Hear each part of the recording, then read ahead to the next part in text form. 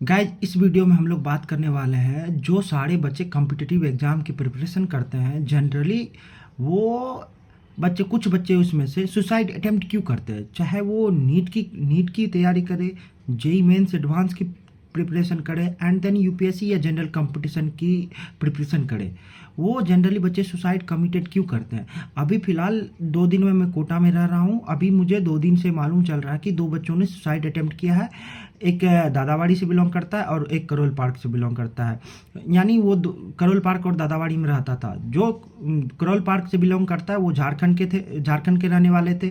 Alvin नाम था उनका। एंड देन एक दादावाड़ी में जो बच्ची रहती थी वो एक छात्रा थी, 18 साल की छात्रा थी, जो 1 वर्ष से नीट की प्रिपरेशन कर रही थी। उन्होंने अभी एक सुसाइड अटेम्प्ट किया, वो पॉइजन खा के सुसाइड अटेम्प्ट किया है। लेकिन लाजमी जब उसे एहसास हुआ कि ज़िंदगी की क्या महत्व होती है, तब उन्होंने हॉस्टल से निकल के चिल्ला के कहा मैंने पॉइजन खा लिए, मुझसे बहुत बड़ी गलती हो गई, मुझे मरना नहीं है, मुझे बचा लो। लेकिन तब तक बहुत देर हो चुकी थी। उनके शरीर में पूरा पॉइजन फैल चुका था। डॉक्टर ने उन्हें बचाने की कोशिश की लेकिन वो नहीं बच पाए।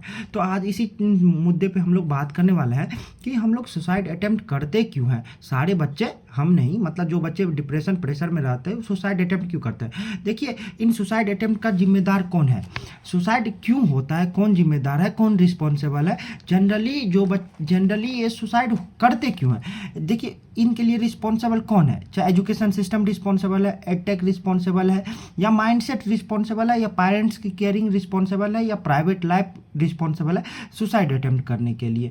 यानी प्राइवेट लाइफ मीन्स बोल सकते हैं ब्रेकअप और पेचअप, यानी गर्लफ्रेंड बॉयफ्रेंड, ये रिस्पॉन्सिबल है सुसाइड के लिए। इन सब चीज़ों पे बात करने वाला है। देखिए, एग्जाम प्रेशर तो जेन्युइन रीजन है कि सुसाइड अगर हो रही है तो कहीं ना कहीं एक एग्ज़ाम प्रेशर भी होता है। जो बच्चे कॉम्पिटिटिव एग्ज़ाम की प्रिपरेशन करता है, अभी के टाइम में सीट कम और बच्चे ज़्यादा है, तो ईजिली बच्चों को उसके मन के अकॉर्डिंग वो आउटपुट नहीं मिल पाती है, और नहीं वो उतनी प्रिपरेशन कर पाता है जिससे वो आउटपुट मिले। तो जेन्युइन है कि कारण तो एक है, एग्ज़ाम स्ट्रेस, एग्ज़ाम प्रेशर तो एक जेन्युइन कारण है कि सुसाइड अटेम्प्ट करने का। पर जनरली हम लोग कहते क्या है, एग्ज़ाम जब भी आते हैं तो हम लोग चाहते हैं कि फर्स्ट करना। देखिए, एक पेरेंटल केयरिंग भी होती है बच्चों की जो पेरेंट्स के द्वारा उन्हें केयरिंग किया जाता है। देखिए, आप कुछ इस तरीके से, आप जब आपका बच्चा बोले कि पापा मुझे टॉप करना है, तो तभी आप समझ आइए कि आपका बच्चा कहीं एक गलत रास्ते पे जा रहा है। कहीं ना कहीं इसका अल्टीमेटली एक रीज़न होगा कि आप अपने बच्चे को खो सकते हैं।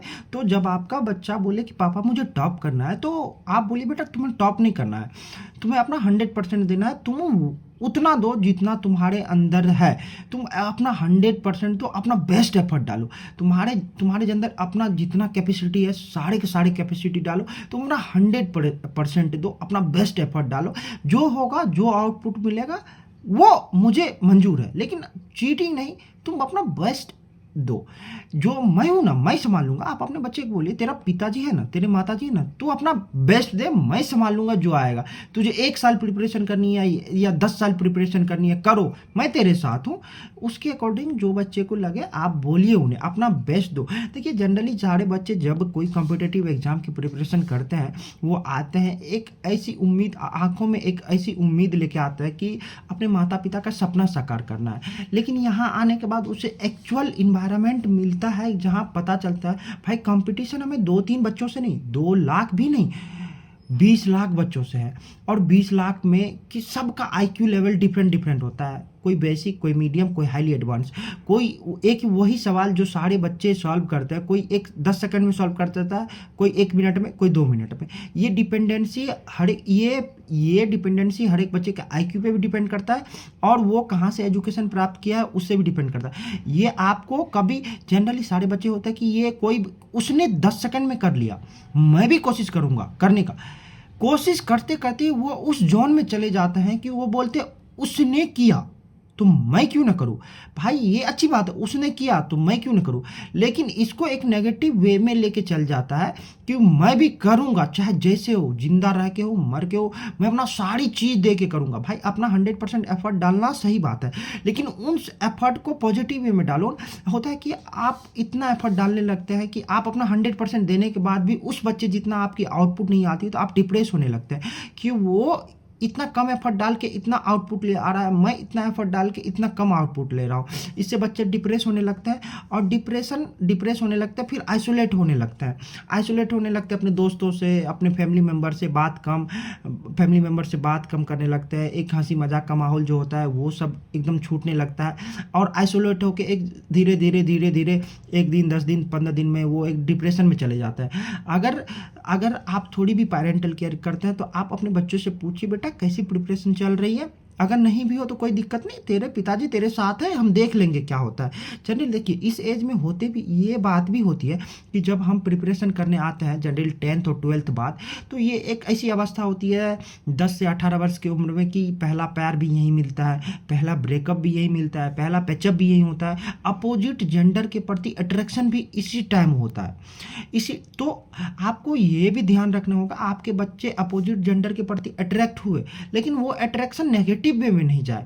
जनरली होता क्या है कि आपके बच्चे अपोजिट जेंडर के प्रति अट्रैक्ट हुए, पैचअप हुआ, ब्रेकअप हुआ, उसका पर्सनल लाइफ अच्छा चल रहा है, इमोशनल, अगर वही पैचअप हुआ, उसकी एक फीमेल पार्टनर मिली या मेल पार्टनर मिला, उसके साथ अच्छे से उसका रिलेशनशिप चल रहा है, तो वो उसके लिए एक अच्छा माहौल मिला, वो अच्छे से अपनी लाइफ जी पाता।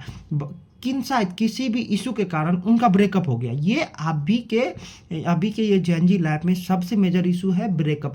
हर 2 दिन पे 10 दिन पे ब्रेकअप के कारण एक मृत्यु होती है, सुसाइड अटेम्प्ट होता है।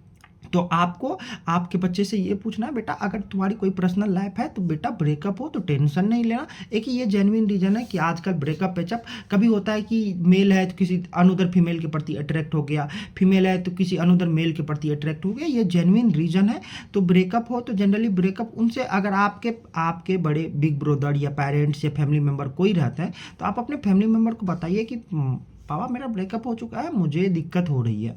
तो आपके पेरेंटल केयर के कारण आपको उस डिप्रेशन वाली जोन से, ब्रेकअप के बाद जो आप डिप्रेशन वाले लूप में इंटर करते हैं, जो लूप का एक सर्किल के माफिक लूप होता है कि आप उसी में घूमते रह जाते हैं। एक समय ऐसा होता है कि आप घूमते रह जाते हैं, आपके आउटपुट 0 हो जाते हैं, और उसे फिर वापस से ठीक करना बहुत इम्पॉसिबल आपको लगता है कि अब तो नहीं हो पाएगा, मुझे जो थी सिर्फ वही लड़की थी या वही लड़का था, मेरी दुनिया ही वही थी। उस समय आप भूल जाते हैं उन सर्किल में घूमते घूमते, उसी सर्किल में, कि आप भूल जाते हैं आपकी दुनिया वो नहीं, आप दुनिया बहुत बड़ी है, दुनिया में बहुत चीज़ है, सिर्फ वही एक लड़की या लड़का दुनिया नहीं थी। इस कारण से आप भूल जाते हैं कि अब मुझे कुछ करना भी नहीं है, आपको लगता है कि ये द एंड है लाइफ का। फिर आप एक ऐसी चीज़ अटेम्प्ट करते हैं जिसे नहीं करना चाहिए। दुनिया की सबसे कायरता भरी और मूर्खता भरी निर्णय है कि आप सुसाइड अटेम्प्ट करते हैं। ये सब भी एक मेजर इशू है सुसाइड करने की। तो आप अगर थोड़ी सी भी अवेयरनेस इन सब के प्रति बढ़ते, तो अगर आप पेरेंट्स हैं वीडियो देख रहे हैं, तो आप अपने बच्चे से एक पेरेंटल केयर के माफिक पूछिए, बेटा कैसी चल रही तुम्हारी पर्सनल लाइफ, कोई लड़की है या ब्रेकअप है, कोई टेंशन है तो मुझे बताओ, तेरा पिताजी है, तेरी माताजी तेरे साथ है, हम लोग देख लेंगे।